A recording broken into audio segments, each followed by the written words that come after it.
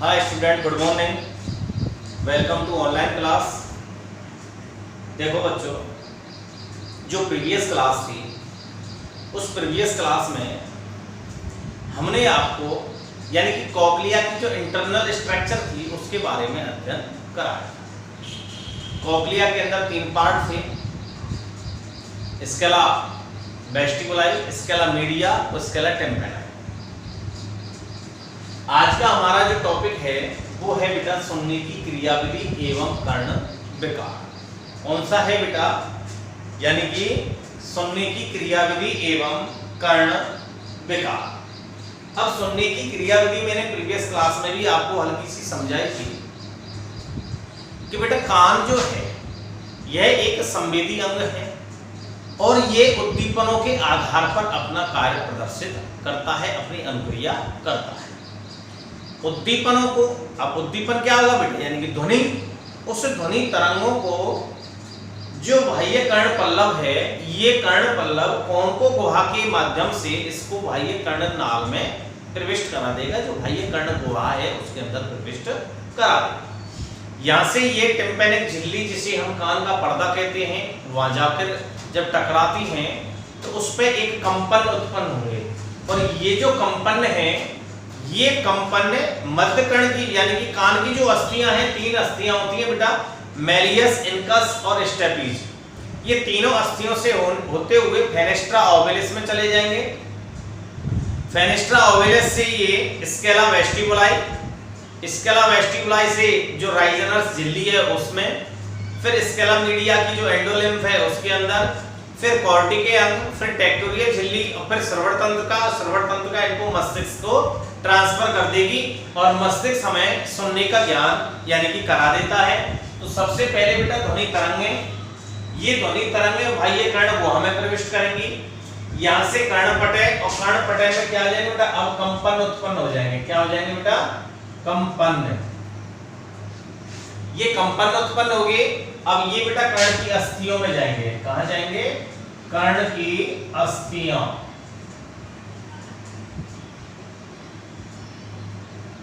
अस्थियां बेटा मेलियस है,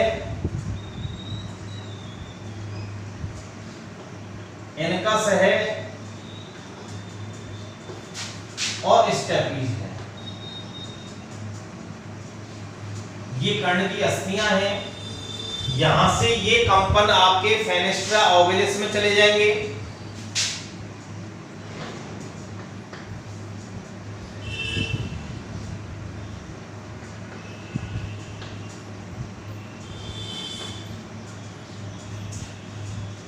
अब फेनेस्ट्रा ओवैलिस जो है, यहां से स्केला वेस्टिबुलाई,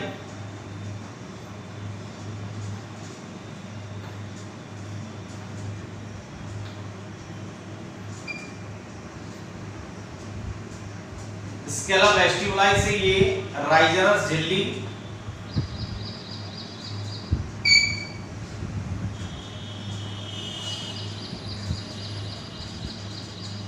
यहां से एंडोलिम्फ, अंतःलसिका,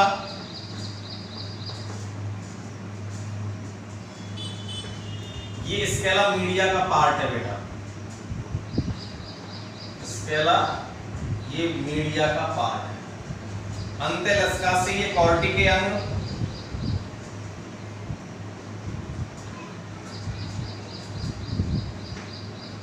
कॉर्टिके अंग से ये आपके टेक्टोरियल झिल्ली,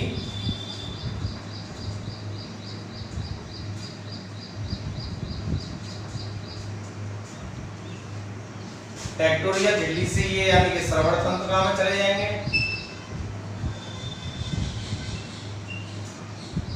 यहां से बेटा ये सीधे कहां जाएंगे? मस्तिष्क तक चले जाएंगे और मस्तिष्क हमें सुनने का ज्ञान कराएगा। सुनने का ज्ञान। इस तरह से बेटा ये आपकी संपूर्ण क्या है बेटा? सुनने की यानी कि क्रियाविधि है। ध्वनि तरंगें हैं, बाह्य कर्ण गुहा में जाएंगी, यहाँ से कान की झिल्ली पर टकराएंगी, कंपन उत्पन्न होंगे। कान की अस्थियों से होते हुए फेनेस्ट्रा ओवैलिस, यहाँ से स्केला वेस्टिबुलाई, राइजनस झिल्ली, अंतःलसिका, कॉर्टिके अंग, टेक्टोरियल झिल्ली, श्रवण तंत्र का और मस्तिष्क यानी कि सुनने का ज्ञान यानी कि करा देंगे। तो ये सुनने की जो क्रियाविधि है उसका आरेख है बेटा। इस आरेख को बनाने के बाद इसमें लिखाने की कोई भी आवश्यकता नहीं होती। इस आरेख से ही सुनने की जो क्रियाविधि है वो कंप्लीट हो जाती है। तो आप हेडिंग लिखिए बेटा, आप हेडिंग लिखिए, अपने नोटबुक उठाकर हेडिंग लिखिए, सुनने की क्रियाविधि। सुनने की क्रियाविधि हेडिंग लिख लीजिए आप, और हेडिंग बनाकर आप इस आरेख को बना जो करके साफ साफ शब्दों में ध्वनि तरंगें सबसे पहले लिखेंगे आप। ध्वनि तरंगें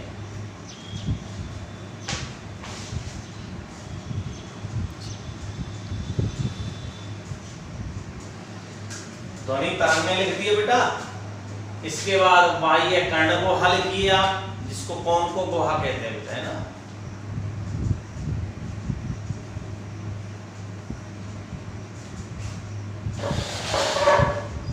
कौन का गुहा, बाह्य कर्ण गुहा। एरो लगा कर लिखिए कर्णपटय, एरो लगाइए, लिखिए कर्णपटय, कान की झिल्ली भी कहते हैं इसको। फिर एरो लगाइए और एरो लगा के इसके ऊपर लिख दीजिए कंपन है।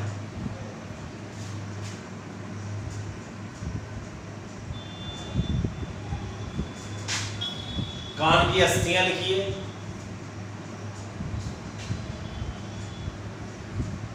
कान की अस्थि में लिखिए मेलियस, इनकस और स्टेपलिस, इसके कोष्टक में लिख दीजिए आप।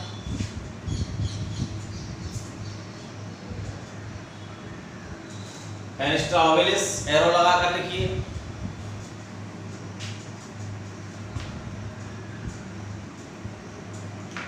फिर एरो लगाइए इसके अलावा वेस्टिबुलाई,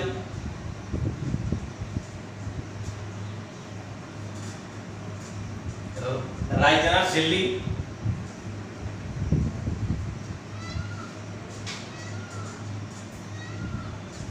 अंतलस का एंडोलिम्फ जो कि स्केला मीडिया में पाया जाता है।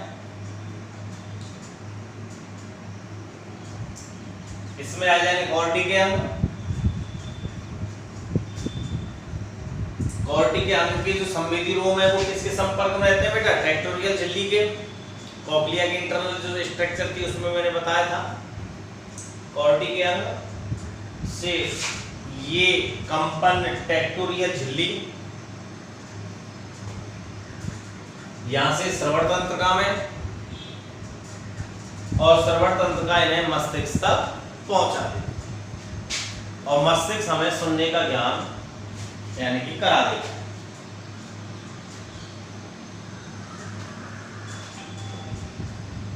ये था आपका सुनने की यानी कि क्रियाविधि। इसके बाद तो दूसरा जो फंक्शन है, पहला कार्य तो हो गया बेटा इसका क्या, यानी कि श्रवण का ज्ञान अर्थात सुनने का। अब दूसरा फंक्शन लिखेंगे आप इसका शरीर का संतुलन।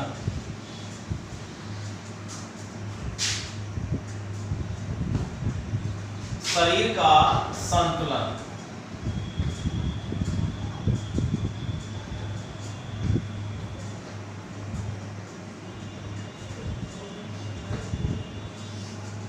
शरीर का संतुलन।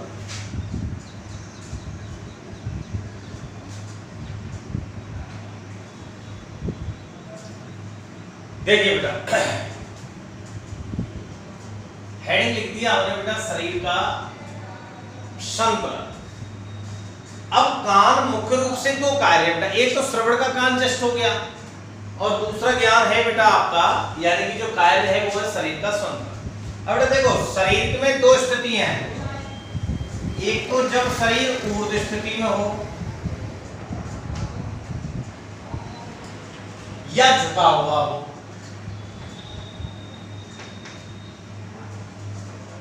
ये तो एक स्थिति हो गई, और दूसरी स्थिति है बेटा आपकी गतिशील। ये पहली स्थिति, ये दूसरी। पहली स्थिति ऊर्ध्व यानी कि सीधा खड़ा हुआ है या झुका हुआ है, ये तो एक स्थिति हो गई। अब इस स्थिति में क्या होगा बेटा, कान की संरचना को याद करिए और आप प्रेघाण में चली जाइए, अंतःकरण के प्रेघाण यानी कि वेस्टिबुलाई पार्ट में, उसमें लिखा हुआ है कि यह शरीर का संतुलन बनाने का कार्य करता है। लिखा हुआ है कि नहीं लिखा हुआ है? क्या लिखा हुआ है कि यह शरीर का बैलेंस बनाने का कार्य करता है। इसमें अर्धवृत्ताकार नलिकाएं पाई जाती हैं। प्रत्येक नलिका का एक सिरा चौड़ा होकर एम्पुला का निर्माण करता है। एम्पुला में संवेदी सेल्स पाए जाते हैं। इन सेल्स से तंत्र का तंतु निकलते हैं जो कि श्रवण तंत्र का निर्माण करते हैं। वो स्थिति कि जब शरीर ऊर्ध्व या झुका हुआ हो तो अर्धवृत्ताकार नलिकाओं में तरल गति करने लगता है। अर्धवृत्ताकार जो नलिकाएं हैं उसमें जो तरल पदार्थ है वो गति करने लगता है। इस गति के उद्दीपन को एम्पुला में संवेदी रोम ग्रहण करके श्रवण तंत्रिका को भेज देते हैं, जहां से इन्हें मस्तिष्क को भेज दिया जाता है। दोबारा से सुनो, जब शरीर कैसी स्थिति में बेटा ऊर्ध्व या झुका हुआ है तो अर्धवृत्ताकार नलिकाओं में भरा हुआ तरल पदार्थ गति करता है। इस गति के उद्दीपन को एम्पुला भाग से संवेदी रोम या संवेदी सेल्स ग्रहण करके श्रवण तंत्रिका को भेज देंगे और श्रवण तंत्रिका इनको मस्तिष्क के लिए भेज देती है। एक स्थिति कंप्लीट। दूसरी स्थिति गतिशील। जब शरीर गतिशील है तो अंतःलसिका के कैल्शियम कार्बोनेट के सूक्ष्म कण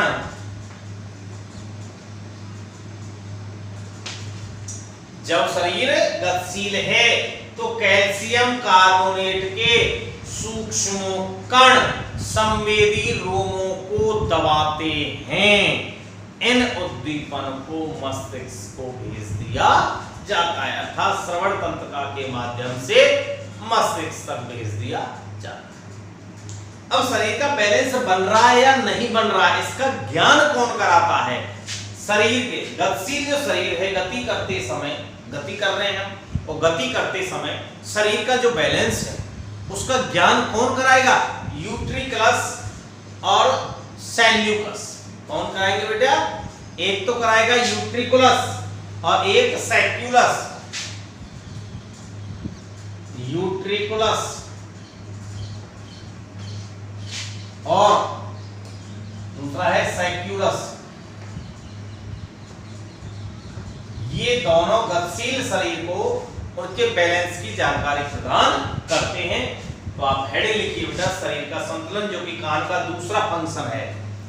कान के कार्य लिखिए, पहला है यानी कि श्रवण और दूसरा है शरीर का संतुलन। तो हेडिंग लिखिए आप, शरीर का संतुलन। शरीर का संतुलन इसमें लिखिए आप शरीर की ऊर्ध्व स्थिति में। हेडिंग डाल के लिखिए बेटा आप, हेडिंग लिखिए बेटा शरीर का संतुलन, और इसमें लिखिए आप शरीर की ऊर्ध्व स्थिति में। शरीर की ऊर्ध्व स्थिति में या झुकने पर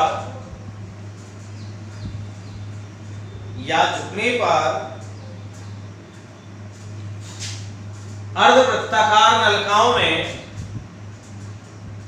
शरीर की ऊर्ध्व स्थिति में या झुकने पर अर्धवृत्ताकार नलिकाओं में तरल पदार्थ गति करने लगता है। अर्धवृत्ताकार नलिकाओं में तरल पदार्थ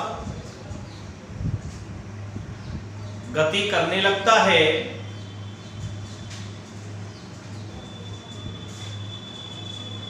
गति करने लगता है। इस गति को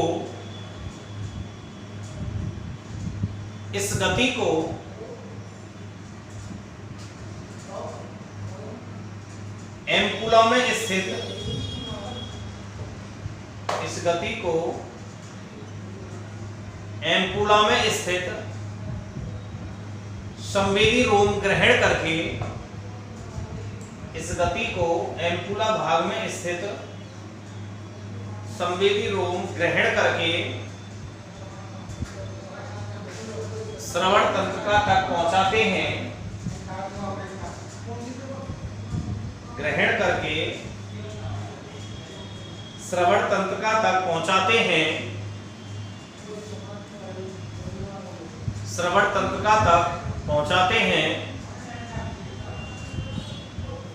जहां से मस्तिष्क में चले जाते हैं, जहां से मस्तिष्क में चले जाते हैं। नेक्स्ट लाइन से लिखेंगे बेटा डैश करके।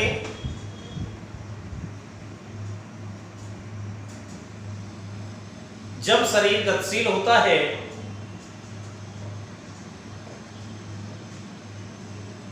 जब शरीर गतिशील होता है तो अंतः लसिका में उपस्थित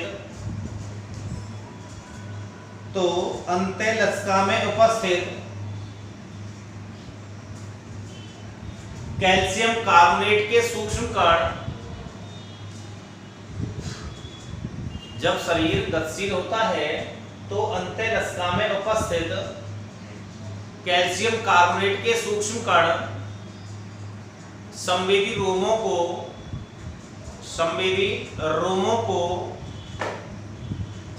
रोमों को दबाते हैं,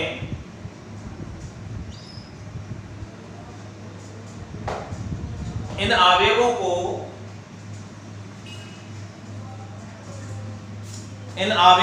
श्रवण तंत्रिका तंत्र तक पहुंचा दिया जाता है। इन आवेगों को श्रवण तंत्रिका तंत्र तक पहुंचा दिया जाता है। श्रवण तंत्रिका तंत्र तक पहुंचा दिया जाता है।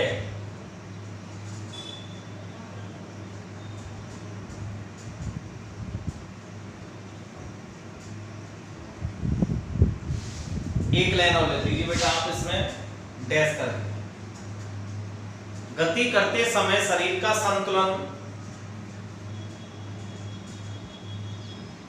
एक लाइन लिख लीजिए इसमें डैश करके। शरीर के गति करते समय डैश करके लिखेंगे। गति करते समय शरीर के संतुलन के ज्ञान, शरीर का संतुलन का ज्ञान, गति करते समय शरीर का संतुलन का ज्ञान यूट्रिकुलस और सैक्युलस कराते हैं। यूट्रिकुलस और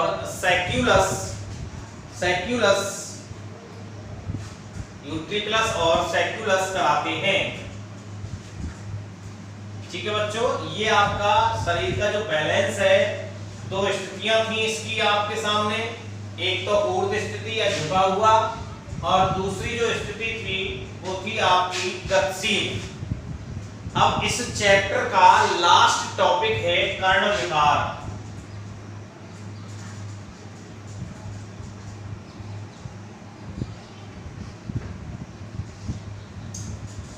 इस चैप्टर का लास्ट टॉपिक है बेटा कर्ण विकार, और कर्ण विकार 3 है बेटा। कर्णों से संबंधित जो रोग है, डिसीज हैं, उनको कर्ण विकार कहते हैं।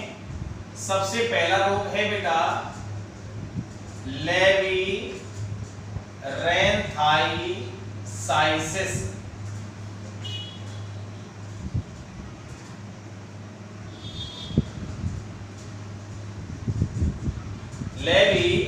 लेवीरेन्थाइसाइसिस बेटा, इसका रीजन जो है, इसका कारण है वायरस के संक्रमण के द्वारा।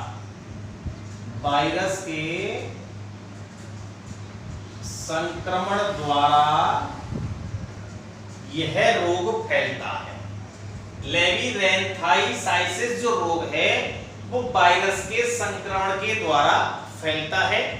प्रभावित जो अंग हैं वो हैं बेटा मध्यकर्ण और कॉर्टी के अंग। इस रोग में जो प्रभावी जो ऑर्गन है, डैमेज ऑर्गन, वो है बेटा मध्यकर्ण और दूसरा है कॉर्टी के अंग। लक्षण है जाएंगे बेटा यानी कि स्थायी रूप से बहरापन, स्थायी रूप से बहरापन। दूसरा जो रोग है बेटा आपका वो बेटा कर्णशोथ।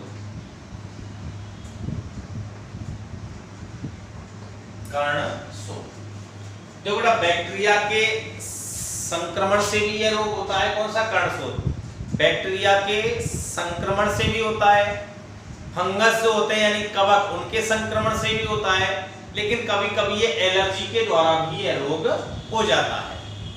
इसमें जो प्रभावित अंग है वो है बेटा टिम्पैनिक झिल्ली अर्थात कान का पर्दा। इसके रोग के लक्षण हो जाएंगे बेटा कान में दर्द, कान का बहना। इसके अलावा जो झिल्ली है उस झिल्ली में स्थायी छिद्रों का यानी कि बनना, झिल्ली का फटना, ये सभी इस रोग के लक्षण हैं। तीसरा जो रोग है बेटा वो है आपका मेनियर्स रोग। मेनियर्स रोग में कॉक्लिया जो भाग है उसके संवेदी सेल्स नष्ट हो जाएंगे बेटा, जिनके कारण यह रोग होगा। और इसका जो लक्षण है वो है कि कान में घंटी की आवाज सुनाई देना और बहरापन। इस प्रकार से तीन रोग है बेटा लेबीरेंथाइसिस कारण वायरस के संक्रमण द्वारा प्रभावी अंग मध्यकर्ण और कॉर्टी के अंग, लक्षण स्थायी बहरापन। दूसरा है बेटा कर्णशोथ। इसमें जो टिम्पैनिक झिल्ली है वो होता है बेटा, इसके फट भी जाती है, दर्द भी होता है, कान का बहना है, छिद्रों का बनना है। ये जीवाणु के संक्रमण से भी होता है, ये इसके अलावा फंगस के संक्रमण से भी होगा, कभी कभार एलर्जी के द्वारा। तीसरा रोग है मेनियर्स रोग। कॉक्लिया में जो संवेदी सेल्स हैं उनके नष्ट हो जाने के बाद यह रोग होता है। लक्षण है कान में घंटी की आवाज का सुनाई देना और बहरापन। ठीक है बेटा, तो नंबर 1 हेडिंग आप हेडिंग लिखिए सबसे पहले कर्ण विकार। सबसे पहले हेडिंग लिखिए बेटा आप कर्ण विकार। और कर्ण विकार में सबसे पहला रोग लिखिए लेबीरेंथाइसाइटिस। इसका रीजन है वायरस के संक्रमण द्वारा। लिख लीजिए आप प्रभावी अंग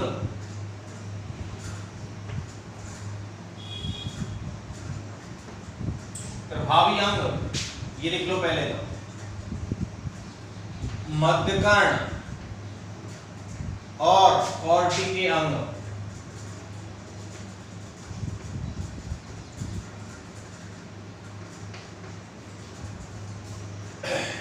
लेबीरेंथाइसाइटिस का कारण है वायरस के संक्रमण द्वारा। प्रभावी अंग लिखा दिया मैंने बेटा मध्यकर्ण एवं कॉर्टी के अंग। लक्षण लिख लीजिए आप स्थायी बहरापन,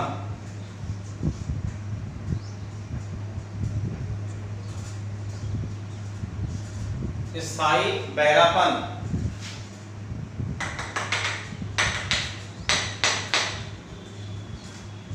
ये आपका पहला रोग हो गया बेटा वायरस के संक्रमण द्वारा। प्रभावी अंग मध्यकर्ण और कॉर्टी के अंग और लक्षण है स्थायी बहरापन। दूसरा रोग लिखिए बेटा कर्णशोथ।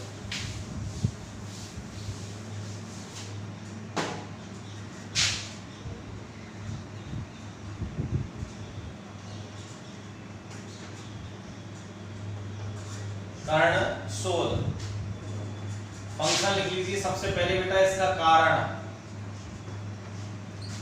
जीवाणु या कवक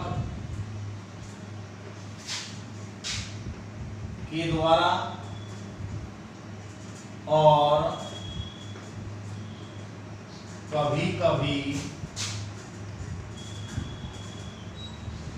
एलर्जी द्वारा। कारण लिख लीजिए जीवाणु या कवक के द्वारा और कभी कभी एलर्जी द्वारा। सीधे लक्षण लिख लो आप। प्रभावित अंग है इसमें बेटा कान की झिल्ली, टिम्पैनिक झिल्ली का फटना,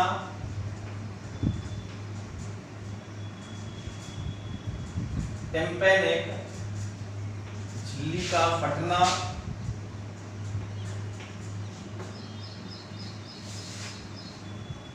कान में दर्द,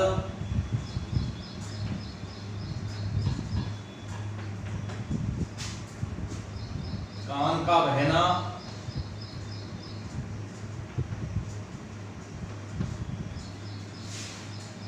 टिम्पैनिक झिल्ली में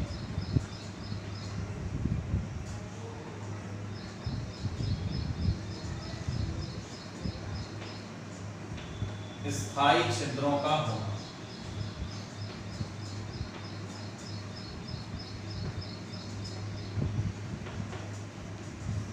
दूसरा रोग हो गया बेटा कर्णशोथ, कारण जीवाणु या फंगस के संक्रमण द्वारा या कभी कभी एलर्जन द्वारा।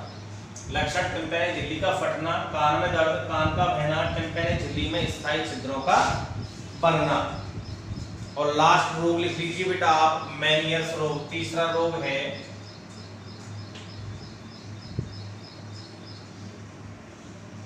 मेनियर्स रोग, तीसरा। इसका सबसे पहले रीजन लिख लीजिए आप, कारण एम्पुला। तीसरा रोग बेटा मेनियर्स रोग, और मेनियर्स रोग में इसका रीजन लिखिए एम्पुला और कॉक्लिया, कॉक्लिया की संवेदी सेल्सों के नष्ट हो जाने से।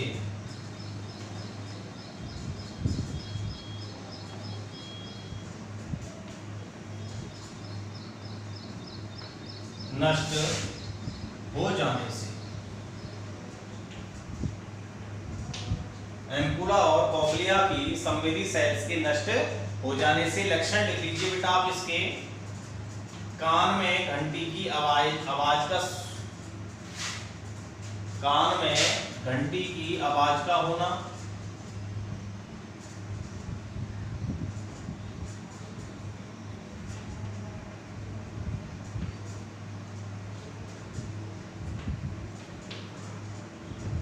और दूसरा लिख लेना बेटा आप बहरापन। पहला हो गया, ये दूसरा हो गया, यहाँ ये पहला, ये दूसरा, ये तीसरा, ये चौथा। इस तरह से आपके ये चैप्टर आपका खत्म हो चुका है। अगर कोई भी समस्या है इसमें तो आप कमेंट्स कर सकते हैं। 2-3 रोग थे, पहला था लेवी-रेंथाइसाइटिस, दूसरा है कर्णशोथ, तीसरा है मेनियर्स रोग। ये चैप्टर आपका पूर्णतः समाप्त हो चुका है। नेक्स्ट क्लास में हम चैप्टर अगला स्टार्ट करेंगे। कोई भी समस्या हो इस चैप्टर में तो आप कमेंट्स करके लिख सकते हैं। धन्यवाद।